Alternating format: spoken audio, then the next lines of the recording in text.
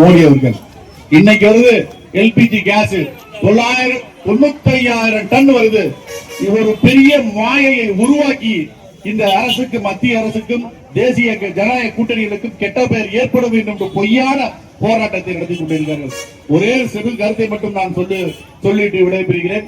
ஒரு குடும்பத்துல ஒரு பிரச்சனை வரப்போது அந்த தலைவன், அந்த நாட்டுக்கு முதலமைச்சர் அதை எவ்வாறு சரி செய்ய வேண்டும், அதை எவ்வாறு மாற்று திட்டத்தில் கேஸ் இருக்கு இல்லைங்க தெரியாம ஒரு ஆளுங்கட்சி தன் வெக்கத்தை விட்டு ரோட்ல இறங்கி கேஸ் இல்ல பெட்ரோல் சொல்றது உங்க நிர்வாக திறமை காட்டுகிறது. நிர்வாகம் இல்லாத அந்த சோம்பேறித்தனம் உங்களால் அதிக வாக்குகள் வித்தியாசத்தில் வென்று மீண்டும் தமிழகத்தில் புரட்சி தலைவர் அம்மாவை ஆட்சி அமைப்போம்.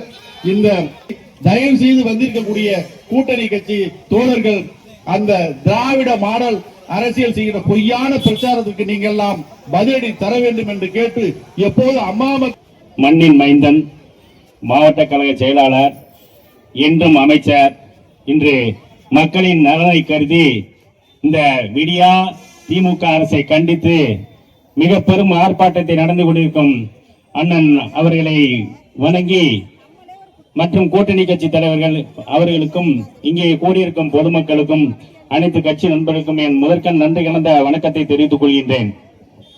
இந்த ஆர்ப்பாட்டம் என்பது உங்கள் எல்லோருக்கும் தெரியும். எதற்காக இந்த வெயிலில் நாம் இன்றும் நின்று கொண்டிருக்கிறோம் என்றால், நம்மளை பாதுகாக்க, தமிழகத்தை பாதுகாக்க, நம் மக்களை பாதுகாக்க, நம்ம வீட்டு பிள்ளைகளை பாதுகாக்க, இதற்கு